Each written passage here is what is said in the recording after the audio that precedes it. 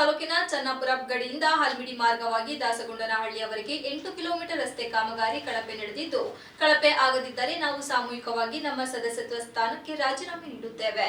ಕಳಪೆ ಕಾಮಗಾರಿ ಎಂದು ಸಾಬೀತಾದರೆ ಶಾಸಕರು ರಾಜೀನಾಮೆ ಕೊಡಬೇಕೆಂದು ಸವಾಲು ಹಾಕಿದರು. ಕೂಡಲೇ ತನಿಖೆ ನಡೆಸಿ ಕ್ರಮ ಕೈಗೊಳ್ಳಬೇಕೆಂದು ಕೆಡಿಪಿ ಸದಸ್ಯ ಕೆಎಸ್ ನವೀನ್ ಮತ್ತು ಚೇತನ್ ಗೌಡ ಸವಾಲು ಹಾಕಿದರು. ಪತ್ರಿಕಾಗೋಷ್ಠಿಯಲ್ಲಿ ಮಂಗಳವಾರ ಮಾತನಾಡಿ, ಬೇಲೂರು ತಾಲೂಕು ಪಂಚಾಯಿತಿಯ ಕೆಡಿಪಿ ಸದಸ್ಯನಾಗಿರುತ್ತೇನೆ. ಬೇಲೂರು ಪಿಡಬ್ಲ್ಯೂ ಇಲಾಖೆಯಿಂದ ಬೇಲೂರು ಚಿಕ್ಕಮಗಳೂರು ಹೆದ್ದಾರಿಯನ್ನು ಸಂಪರ್ಕಿಸುವ ಬೇಲೂರು ತಾಲೂಕಿನ ಚನ್ನಾಪುರ ಗಡಿಯಿಂದ ಅಬ್ಸಿಡಿ ಮಾರ್ಗವಾಗಿ ದಾಸಗೊಂಡನಹಳ್ಳಿವರೆಗೆ 8 ಕಿಲೋಮೀಟರ್ ರಸ್ತೆಯಲ್ಲಿ ಡಾಂಬರೀಕರಣ ಕಾಮಗಾರಿಯನ್ನು 2024ನೇ ಅಕ್ಟೋಬರ್ ತಿಂಗಳಲ್ಲಿ ಪ್ರಾರಂಭಿಸಿ 6 ಕೋಟಿ ರುಗಳ ವೆಚ್ಚದ ಈ ಕಾಮಗಾರಿಯನ್ನು 2 ಹಂತಗಳಲ್ಲಿ ನಡೆಸಿ 2025ನೇ ಏಪ್ರಿಲ್ ತಿಂಗಳಿನಲ್ಲಿ ಪೂರ್ಣಗೊಳಿಸಿರುತ್ತಾರೆ.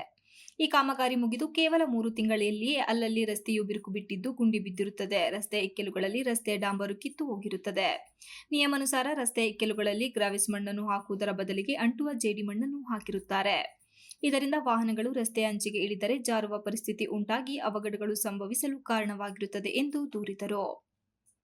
ಈ 8 ಕಿಲೋಮೀಟರ್ ರಸ್ತೆ ವ್ಯಾಪ್ತಿಯ 14 ಗ್ರಾಮಗಳಿದ್ದು, ಇಂತಹ ಕಳಪೆ ರಸ್ತೆ ಡಾಂಬರೀಕರಣ ನಡೆಸಿರುವ ಅಧಿಕಾರಿಗಳ ಭ್ರಷ್ಟಾಚಾರದ ವಿರುದ್ಧ ನೀಡಿರುವ ಮಾಹಿತಿಯನ್ನು ಆಧರಿಸಿ ನಾನು ಸ್ಥಳಕ್ಕೆ ಹೋಗಿ ರಸ್ತೆ ಡಾಂಬರೀಕರಣದ ಕಾಮಗಾರಿಯ ಗುಣಮಟ್ಟವನ್ನು ಪರಿಶೀಲಿಸಿದಾಗ ಗ್ರಾಮಸ್ಥರ ಆಪಾದನೆಯಂತೆ ರಸ್ತೆಯಲ್ಲಿ ಬಿರುಕು ಮತ್ತು ಗುಂಡಿಗಳು ಸಾಮಾನ್ಯವಾಗಿ ಕಂಡುಬರುತ್ತವೆ. ಈ ಕಾಮಗಾರಿಯ ಅಂದಾಜು ಪಟ್ಟಿಯ ಪ್ರಕಾರ 8 ಇಂಚು ವೇಟ್ ಮಿಕ್ಸ್ ಅನ್ನು ಅಳವಡಿಸಬೇಕಾಗಿದ್ದು, ಆದರೆ ಕೇವಲ 3 ಇಂಚು ವೇಟ್ ಮಿಕ್ಸ್ ಹಾಕಿರುವುದಿಲ್ಲ ಎಂದರು. ನಂತರ ನಾನು ಬೇಲೂರು ಪಿಡಬ್ಲ್ಯೂಡಿ ಇಲಾಖೆಯ ಸಹಾಯಕ ಕಾರ್ಯಪಾಲಕ ಇಂಜಿನಿಯರ್ ಅವರ ಕಚೇರಿಯಿಂದ ಈ ರಸ್ತೆ ಡಾಂಬರೀಕರಣದ ಕಾಮಗಾರಿಗೆ ಸಂಬಂಧಿಸಿದ ದಾಖಲಾತಿಗಳನ್ನು ಪಡೆದುಕೊಂಡಿರುತ್ತೇನೆ. ಅದರಂತೆ ಚನ್ನಾಪುರ ಗಡಿಯಿಂದ ಹಲ್ಮಿಡಿ ಮಾರ್ಗವಾಗಿ ದಾಸಗೊಂಡನಹಳ್ಳಿಯವರೆಗೆ 8 ಕಿಲೋಮೀಟರ್ ರಸ್ತೆಯಲ್ಲಿ ಡಾಂಬರೀಕರಣ ಕಾಮಗಾರಿಯನ್ನು 2 ಹಂತಗಳಲ್ಲಿ ನಿರ್ವಹಿಸಿರುತ್ತಾರೆ. ಮೊದಲ ಹಂತದಲ್ಲಿ ಚನ್ನಾಪುರ ಗಡಿಯಿಂದ ಹೊಂಡೆ ತೋಟದವರೆಗೆ 2.5 ಡಾಂಬರೀಕರಣ ಕಾಮಗಾರಿಯನ್ನು 2 ಕೋಟಿ ರುಗಳ ವೆಚ್ಚದಲ್ಲಿ ಮಾಡಲಾಗಿರುತ್ತದೆ ಎಂದು ಹೇಳಿದರು. ಶಾಸಕರಿಗೆ ನಾವಿಲ್ಲಿ ಕೇಳ್ಕೊಂತಿರೋದಿಷ್ಟೇ, ಶಾಸಕರು ಬರೀ ಭಾಷಣ ಹೊಡ್ಕೊಂಡು ಓಡಾಡ್ತಿದ್ದಾರೆ.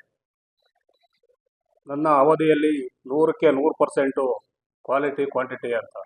ಬೇರೆಯವ್ರು ಏನು ಮಾಡಿದ್ರೋ ಗೊತ್ತಿಲ್ಲ, ನನ್ನ ಅವಧಿಯಲ್ಲಿ 100ಕ್ಕೆ 100 ಭಾಗ ಕೊಡ್ತೀವ ಅಂತ. ನಿಮ್ಮ ಅವಧಿಯಲ್ಲೇ ನಡೆದಿರೋದು ಕಾಮಗಾರಿ 100ಕ್ಕೆ 100% ಇಲ್ಲ, 1% ನೀವು ಕ್ವಾಲಿಟಿನೂ ಕೊಟ್ಟಿಲ್ಲ, ಕ್ವಾಂಟಿಟಿನೂ ಕೊಟ್ಟಿಲ್ಲ. ಇಲ್ಲಿ ಏನಾಗಿದೆ ಅಂದರೆ ನೋಡಿ, ಎಲ್ಲೆಲ್ಲಿ ಇದು ಕಾಮಗಾರಿ ವೈಫಲ್ಯ ಆಗಿರೋದಕ್ಕೆ ಒಬ್ಬರಿಗೆ ಅದು ಕಂಟ್ಯಾಕ್ಟು ಇತ್ತು. ಆಕ್ಚುಲಿ ರಾಜ್ ಸಾಬ್ ಅಂತ ಉತ್ತರ ಕರ್ನಾಟಕದವರು ಅಲ್ಲಿ ಪ್ಯಾಕೇಜ್ ಮಾಡಿಬಿಟ್ಟಿದ್ದಾರೆ ಸಡನ್ಲಿ MLA ಅವರು. ಇಲ್ಲೇ ಹಾಸನ್ ಅವರು ಹೇಮಂತ್ ಅನ್ನೋರಿಗೆ 4 ಕೋಟಿ ಕೆಲಸ, ರಾಜ್ ಸಾಬ್ ಅನ್ನೋರಿಗೆ 2 ಕೋಟಿ ಕೆಲಸನ ಕೊಟ್ಟು ಸಬ್ಬು ಇದು ಮಾಡಿಬಿಟ್ಟಿದ್ದಾರೆ. ಇದೇನು ಮಾಡೋ ಅವಶ್ಯಕತೆ ಇರಲಿಲ್ಲ. ಯಾಕೆ ಈ ಥರ ಮಾಡಿರಂತಲೇ ಗೊತ್ತಾಗ್ತಿಲ್ಲ. ಇಲ್ಲಿ ಮೇಲ್ನೋಟಕ್ಕೆ ಇವರೆಲ್ಲರೂ ಭ್ರಷ್ಟಾಚಾರದಲ್ಲೇ ಮುಳುಗಿದಾರ ಅನ್ನೋ ಅನಿಸ್ತಾ ಇದೆ ನಮಗೆ. ಯಾಕೋ ಶಾಸಕರೇ ಭ್ರಷ್ಟಾಚಾರದಲ್ಲಿ ಮುಳುಗೋಗ್ಬಿಟ್ಟಿದ್ದಾರೆ. ಪತ್ರಿಕಾಗೋಷ್ಠಿಯಲ್ಲಿ ಸುಹುಲ್ ಪಾಷಾ, ಗ್ರಾಮ ಪಂಚಾಯಿತಿ ಸದಸ್ಯ ವಿರೂಪಾಕ್ಷ, ಕೆಡಿಪಿ ಸದಸ್ಯ ಜ್ಯೋತಿ ಇತರರು ಉಪಸ್ಥಿತರಿದ್ದರು. Srinivas, TV 46 news Kannada, Hassan. You are watching TV 46 News Kannada.